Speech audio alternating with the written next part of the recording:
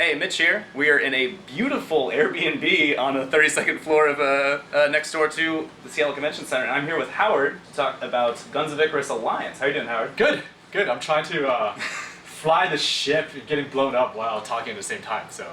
Yeah, we're putting a lot of stress on him. He's putting a lot of stress on the ship. It happens. But we just got to try this game. It is the new PvE expansion that's coming out for Guns of Icarus that's been out for a couple years now, I believe. Yeah. So tell me about this. I know that the game has been PvP for a long time. Now you're going to be able to go against a pretty interesting AI system from what you told me before. Yeah. So, I mean, it's really a brand new experience.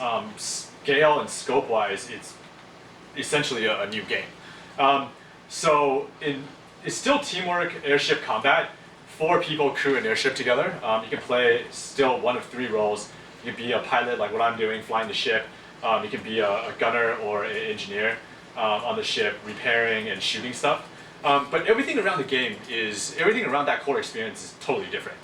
We built an AI director that can dynamically spawn enemies, model after Left 4 Dead's AI director, at least taking inspiration. So we dynamically spawn in different types of enemies.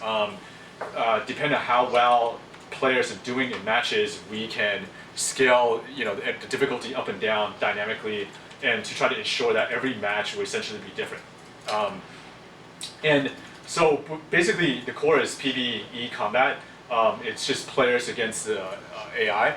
So up to 4 ships and 16 players can team up and battle against AI enemies and the evil AI director.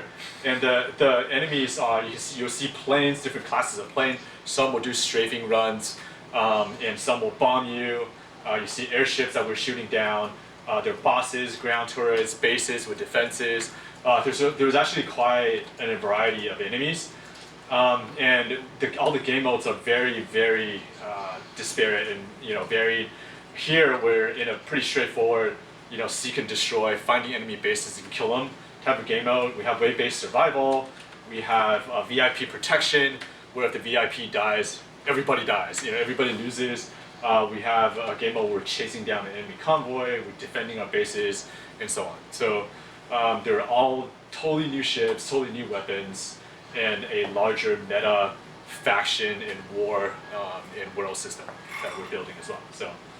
Yeah, we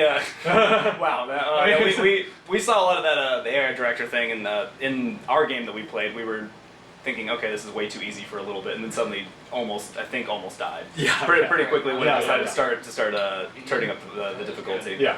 So I know that you talked before about PvP. Everyone's kind of on the same footing all the time. There's nothing you can get over your opponents besides cosmetic changes. But now for PvE, you're going to be able to kind of level up and get new things as you progress through the game, or I guess as you keep playing. So can you tell me a little bit about that? Yeah, so there are actually multiple progression tracks that we'll be introducing for PvE.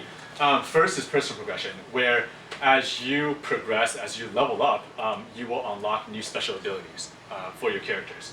And there's also a faction progression where you can gain reputation in one of 6 factions.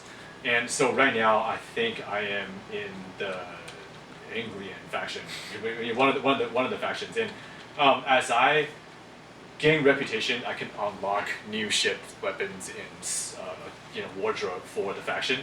And there is a third progression track, which is just mark this enemy. As you can kill some people real quick. Tell people to kill some people. So you're looking. There is a third progression, which is actually arguably the most interesting. That is the world progression track. So there is a macro sense of a world. Every faction will occupy a geographic region in that map. And there is basically constant skirmishes along the borders. So you can, as a player, I can designate a territory of the enemy. And I can basically attribute all the resources or the rewards that I earn from each match toward that faction, toward that territory. So it's sort of like a group board game, like a massively multiplayer board game. That's what we're hoping.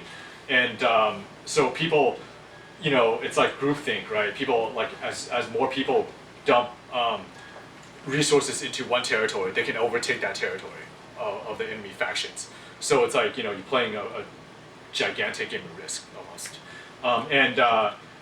The faction leaders, what we're designing now is that the faction leaders can also have sway, so they can actually tag a territory and say this is where our faction wants to attack, spend their resources attacking, and when that happens, the faction members will have some of the points be allotted to those territories as well. Every season, which we're thinking is about a month and a half to 2 months, will trigger a war event that will pit all the factions against each other, and factions will form alliances, and all the matches will be more critical, and resource gain and loss will be more substantial. There are also events that were introduced along the way that is based on this resource system, so you can try to overtake people's resources and whatnot. So it's like a pretty, I would say a pretty intricate board game type of thing that we're building into the whole meta world. So that we're still experimenting and testing, but I think arguably that's the most interesting progression. Yeah, it sounds like it sounds like you've got a lot of stuff you can build towards. Well, from what you have now, right. and when it comes out. So yeah, when for people who already have the game, who have Guns of Icarus, the base game PvP, what can they look forward to? Can they will they be able to jump into open betas or anything similar sometime soon? Or, yeah, we actually did an open alpha already for people who already say pre-order. Well, actually just for people who own Guns of Icarus, and we had about 12,000 people who in the span of a week who jump in and play and tried, we end up getting a lot of data out of it, and they were pretty hardcore in playing the metagame, which is great. So we'll do another one. We'll do a few more before the game is out. But as an existing player, you can already pre-order Alliance. If you do, it's essentially a DLC upgrade. And if people want to, we can send them test keys to get into this test app that we're using for people to try it as early as now.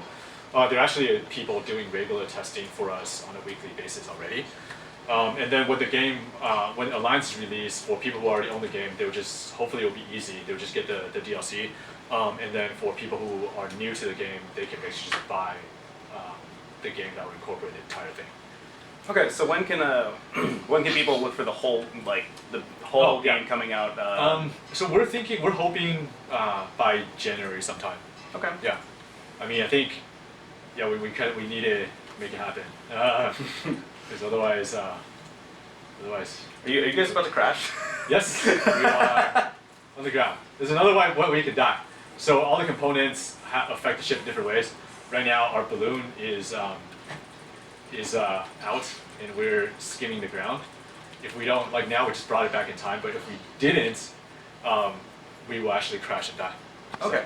Well, game is gorgeous. Love the look of it, and if anyone loves steampunk ships and have not actually checked out Guns of Icarus already, they need to. So take a look for it in January if you guys are already playing. Go check out the open alpha and get on it. Thanks, cool. Howard, so much for having us up here. It's been a pleasure. Yeah, thanks. Thank you.